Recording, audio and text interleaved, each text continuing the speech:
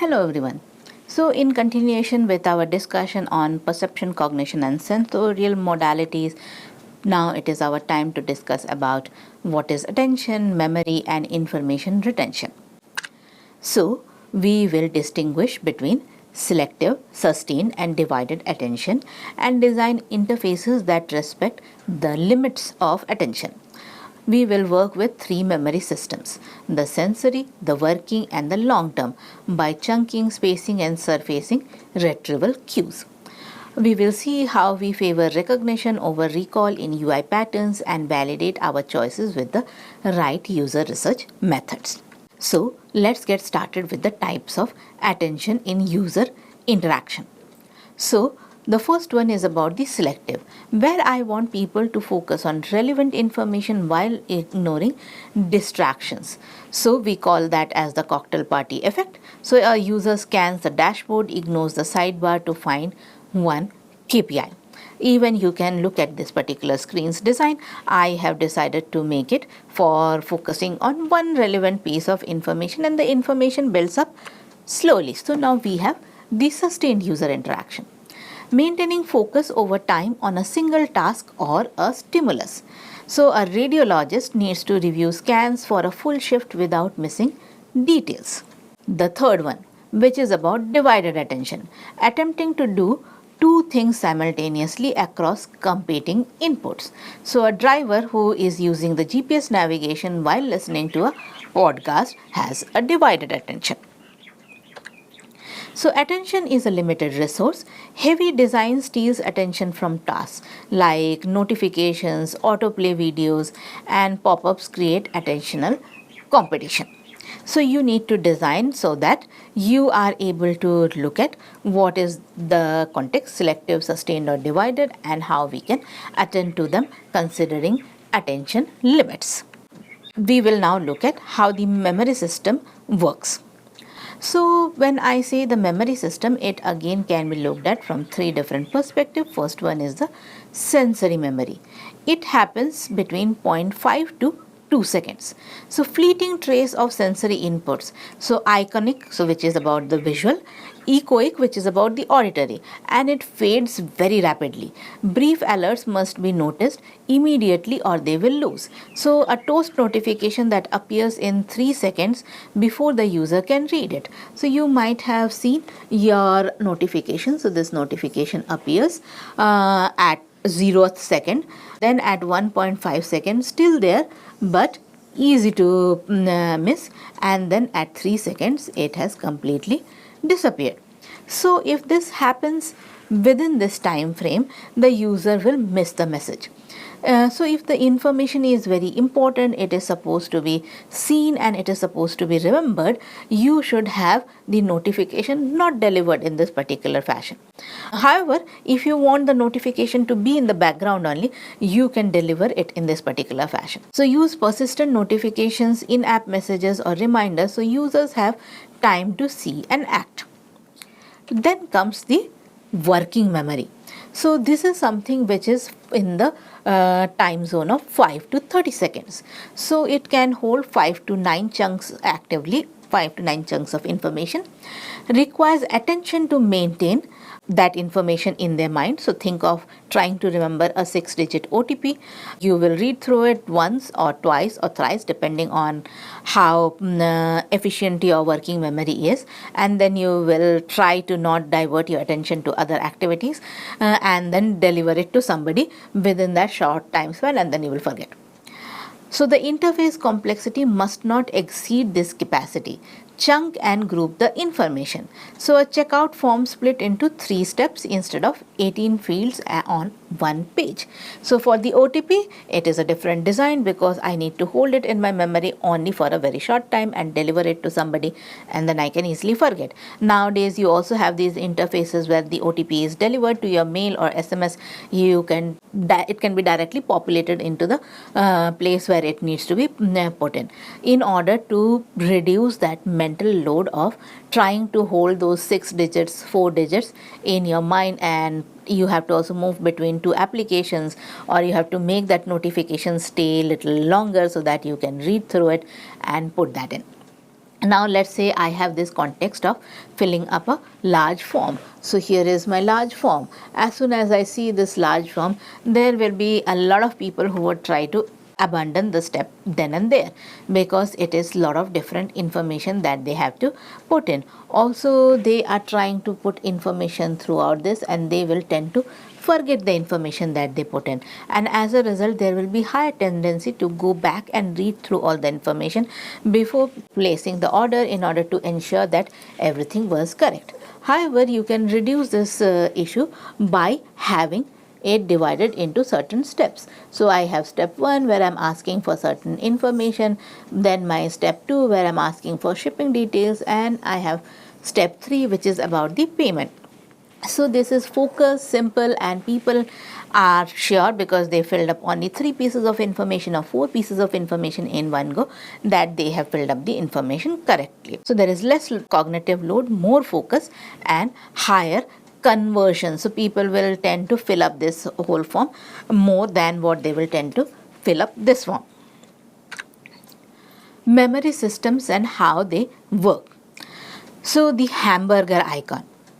What happens when you see this hamburger icon? Because we have learned that whenever there is a hamburger icon, which we will most likely find on the top left corner or sometimes also on the top right corner, then I know what this means. I can quickly scan through the interface to find those hamburger icons. It is a very simple icon, 3 lines, easy to find, and sometimes I might have these kind of shadow effects or this kind of other effects, which makes it easier for me to find it. So I will go over there and I will try to see what are the different options. Why it works? Because it is consistent across apps, same look, same place. Leverages prior knowledge. Users instantly know it will open the menu. It is faster navigation, no time spent figuring out where to tap. And thus a better experience, feels familiar, natural, and effortless. So this is about the long-term memory, minutes to lifetime. That is what the impact is. So vast but variable retrieval, semantics like certain facts, like you once learned that the sun rises in the east, which is a factual learning, you will remember it for a long time. And then anything which is semantically connected to it, you will think of east. So we will also try to learn something, okay, that I have to move towards the east, so to reach that person's house, it is the place where the sun rises. So I can also create these other semantic things connected to it.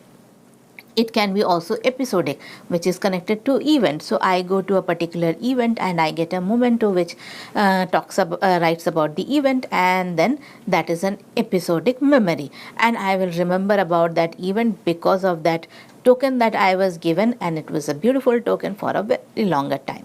It can be also procedural, where it is related to the skills. So like first when you are trying to learn driving, it is more difficult. It is much higher cognitive load, because the cognitive load is about the learning process. But once you become an expert driver, the cognitive load disappears, because it becomes more of a procedural activity. It becomes more of a skill, and user should recognize how to convert this. So when I'm talking in terms of UI design, so hamburger design is one of that example where I'm using recognition rather than recall. Then coming to encoding, storage, and retrieval. So this is a 3-stage cycle. First, something will get encoded in my brain, then I will store it somewhere, and then there will be a retrieval which will happen.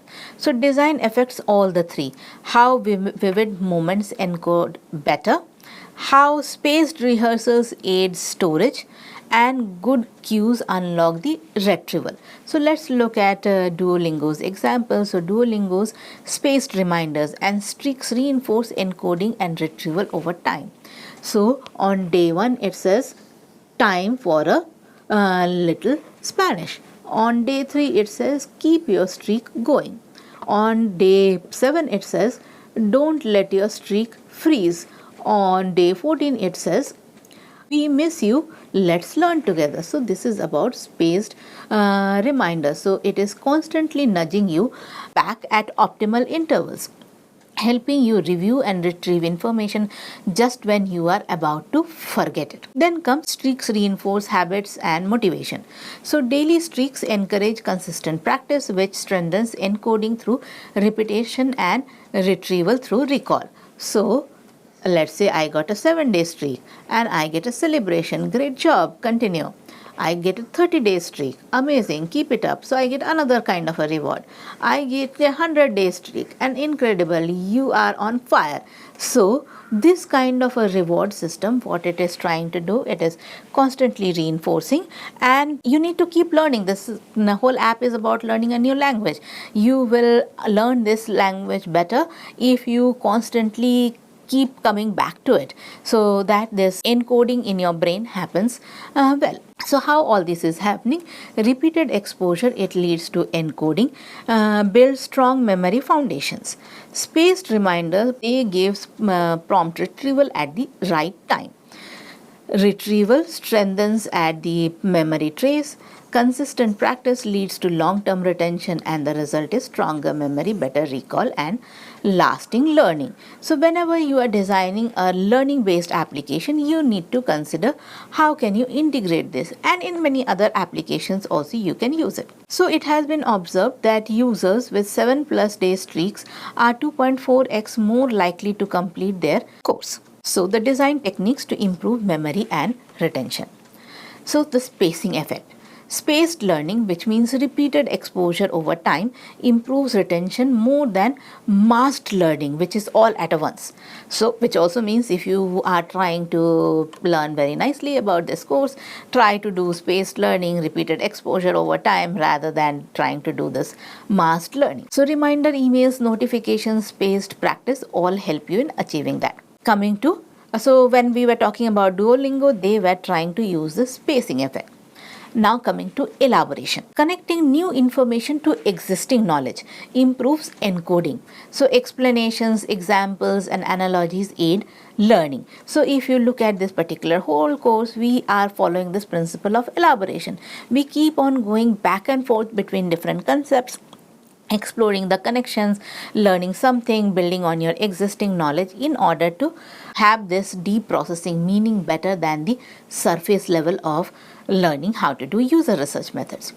So when I was talking about this hammer icon, that has worked out because it taps an analogy users already carry across many different apps. The context dependence. Memory is context dependent. Providing same context improves retrieval. So say for example, I am trying to teach you things with examples. So when you might forget the exact terminology over here, but the chances that you will remember the example is much higher. Why? Because our memory is very context dependent. Providing same context improves retrieval, search history, recent items, saved selection, they all reduce cognitive load for re-entry.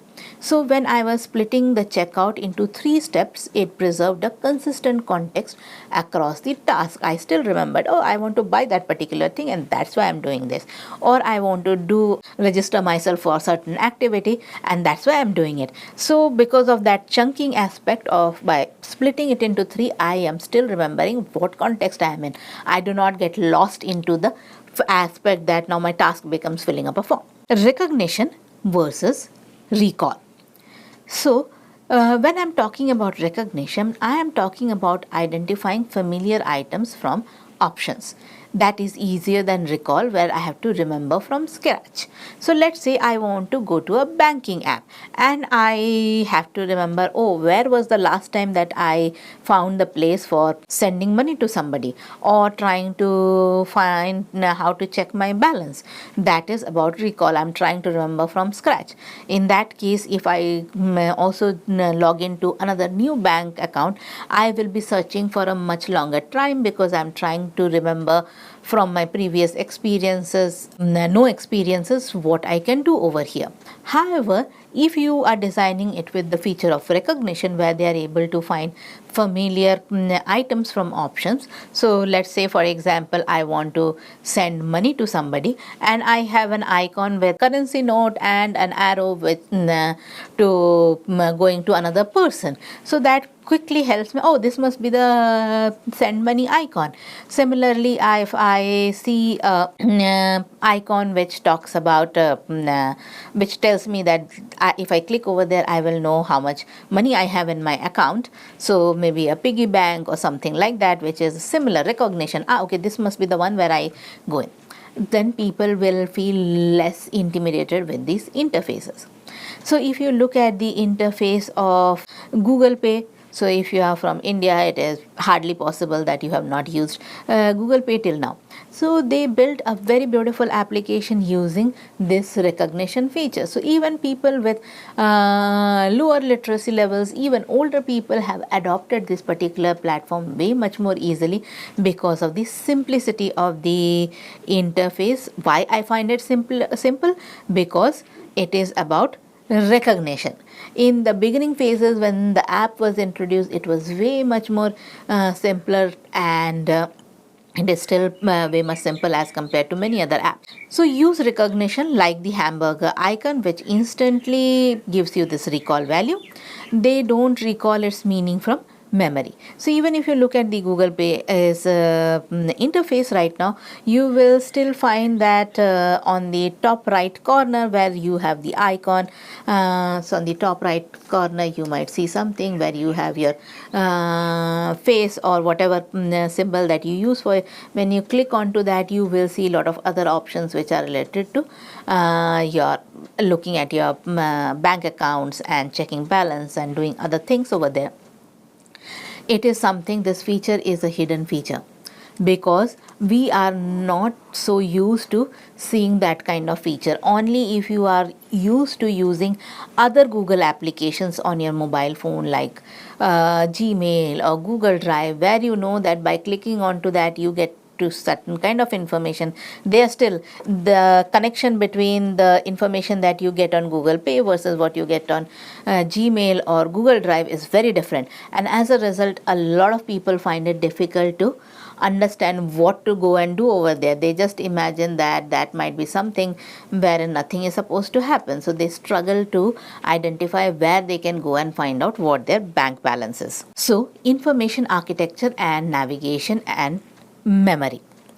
So whenever I'm trying to design the navigation on a user interface, or this user interface might be a digital interface, it might be also physical interface, or even if I'm trying to do a space design where somebody is supposed to navigate, so the information architecture has to be designed in a manner that it aids the memory and as a result reduces our cognitive load and is within our attention limits. So the mental models, user builds a model of where things live through repeated exposure. So say for example, in the context of a space, if you go to a new space and you are trying to find where can you fill up your water bottle, then because we have learned already that most of these water stations are located near the washrooms, I will try to find a place where the washrooms might be, and there I will go and fill up my bottle from.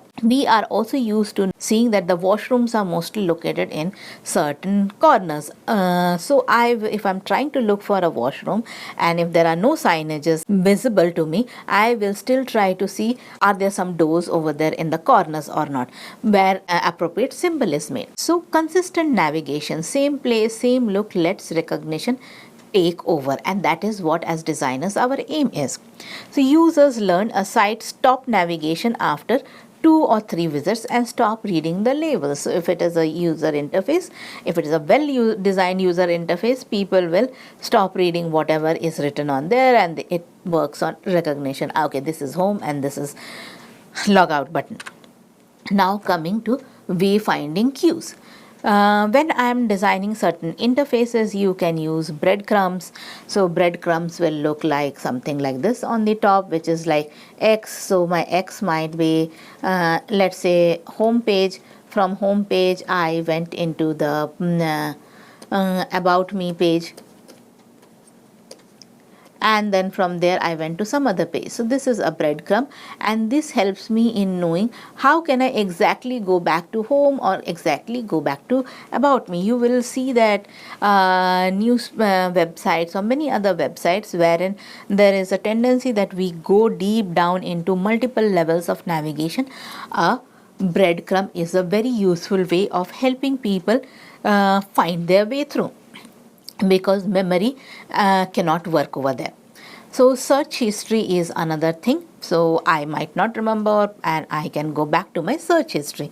So even when you click on Google, the first thing that you will see on the search bar is the latest searches that you already had made, and you can click on one of them or you can make a new search. Recent items, visual landmarks act as retrieval cues, reducing the working memory load of where am I and where was I. So here you can see I have come through home, shoes, running and Pegasus 41. So I don't need to remember the exact path because of the breadcrumb, and I can go back to whichever step I want to. Then comes the matching the user's map. So information architecture should mirror how users categorize the world, not the company's organizational chart. So test categories with card sorts before locking IA. So let's say in my company I want to categorize chair under an office product, but my users still see chair as a furniture. So it does not matter how in my company I have categorized them, because of certain reasons I would have done that. When you are presenting it to your users, you need to use the category which your users are familiar with, where they think that a particular item can be found. So if you look at Word or PowerPoint, which has extremely complex menu system, a lot of options are available. People have an expectation what should be under file, what should be under help. If I am looking for print, whether I should go to file or whether I should go to edit. So there is a normal expectation which has been built in. So help sits with the user's task, not under a department called customer operations in an e-commerce website. So in an e-commerce website, if you put this help under customer operations, then it is very difficult for people to find it because they are expecting it somewhere else, and the learning curve is going to be very strong, because not every other day they are looking for help. So every time they are looking for help, they will have to scramble through it. Attention and memory now in the context of the user research. So recall is reconstructive. So memory is not a recording. Retrospective interviews captures reconstructed and not exact experience. So whenever you are doing a retrospective interview, remember this particular thing. A user will describe a checkout flow days later and may reorder steps or invent labels that were never there. The recall gap. Participants forget steps, smooth over friction and rationalize. Say do gap across time. So participants may say the form was fine, but if the session is replayed back to them, it might show that 3 retries had to be done on the address field. So that is what happens in the recall gap. So whenever you are trying to do this user research, if you are going to ask them the questions later on or make them fill up post activity questionnaire, try to also have a screen recording so that you can go back to it for your own reference in order to identify the say and do gap, or you can also show your user when they repeat telecast of how it went through, so that they can give a more informed decision, because the recall gap is no longer there. Recognition beats recall. So users recognize familiar patterns far better than they recall details unprompted. So when you say, did you see a progress bar? That is easier for them to say yes or no. Whereas if you ask them, what did the page look like? That is pretty difficult for them to recall, and they might not be able to recall the progress bar. But when you ask the question, do you see a progress bar? There is a better chances that you will be able to capture the data. Now attention gates memory. So only attended events are encoded. Unnoticed friction is never reported. So let's say a banner above the fold that no one scrolled past won't surface as a complaint. So because it was never noticed. So let's say I am trying to combine my questionnaire research along with eye tracking. This will give me an idea, okay, why nobody complained about that banner? Because my eye tracking data tells that nobody noticed that the banner even exists. So there is a very big importance that you try to understand the limitations of cognitive capabilities, attention and memory, and try to design your user research accordingly, and you mix your techniques accordingly. Now coming to the research tactics. So try to observe in the moment. Concurrent observation and think aloud beat after the fact recall. So screen share a participant booking a flight and have them narrate as they pick dates and seats. Use recall cues. Screenshots, recordings, and artifacts anchor retrospective or stimulated recall interviews. So you can show a screenshot of the error screen they saw yesterday to unlock specific memories of that particular moment. Shorten the recall window. So interview soon after the task. Use diary studies for longitudinal memory. So a one-day diary entry after onboarding catches frustrations, and a 2-week post-test interview smooths them over because people have forgotten a lot of the troubles that they might have faced at that point of time. Ask recognition questions. Show options rather than asking users to recall details from memory. Which of these icons did you tap? With 4 options, that will beat as compared to asking them this question, what icons do you remember? Because then there is a high likelihood that they would have forgotten. But when you show them these icons, they might be able to recognize, oh, I had seen this, I had not seen that one. Now, validating design for attention and memory. That is yet another purpose for which you would be conducting user research. So let's look at them. Eye tracking is a very good method for testing attention. Heat maps and gaze paths show what users actually looked at, fixation durations, and what gets ignored. It validates visual hierarchy and the CTA prominence.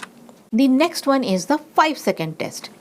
It helps you in testing attention and recall. So show the screen for 5 seconds, then ask what they remember from there. It reveals first impression hierarchy and whether the primary message lands before deeper reading or not. So let's say when you do not have this eye tracking facility at all available to you, or you can again complement the eye tracking with this 5-second test in order to test both this attention and recall. Task-based usability plus think aloud. So here what I am trying to test is divided attention. When somebody has to put attention to more than one thing at the same time. So give them a goal, they have to do some task, watch where the attention breaks, what they miss and what they rescan. It surfaces friction caused by competing elements like notifications, pop-ups, dense UI. Then comes the test of recall and recognition. Here what I am trying to test is what is the memory's limit. So after a delay, ask what they remember, unaided recall. Or you can pick up from options which is about recognition. Both tests can be done depending on what you want your interface to be able to achieve. So let's say if I am trying to do this test to understand how much people can recall from their Spanish class, then I will give them unaided recall. If I am trying to understand which of the icons do they remember, I can give them a recognition based task. So maps where chunking, repetition or visual anchors are needed can be used. Very important, triangulate. No single method tells the whole story. So pair behavioral, which is about eye tracking and usability testing, with cognitive, which is recall, 5-second, to map both what users see and what sticks with them in their mind. So always remember, memory is not faithful recording of the past. It is a construction shaped by context, emotion and meaning. And when we are doing user research, we have to consciously design our research techniques, how we do the research, and of course the product on which we are performing the research in order to be able to track this whole thing. So the key takeaways from this lecture are: attention is a competition. Selective, sustained and divided attention each have limits. Earn focus with hierarchy and contrast. Don't steal it with pop-ups, badges and notifications. Working memory is the bottleneck. Sensory 0.5 to 2 seconds, working 5 to 30 seconds, and in approximately 5 to 9 chunks, and long term is unlimited. Chunk content, persist state, and offload anything the user shouldn't have to hold in their head. Recognition beats recall.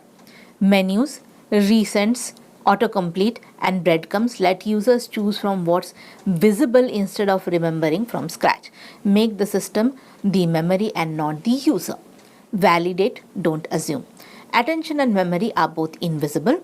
Triangulate with eye tracking, 5-second test, task-based usability and recall versus recognition checks before shipping your product to your users, and also after the product is in the market and whenever you make changes to it. So that brings us to the end of this particular lecture. Here are some of the references that you can go through, and next we will be talking about multimodal interaction and sensorial design. See you then.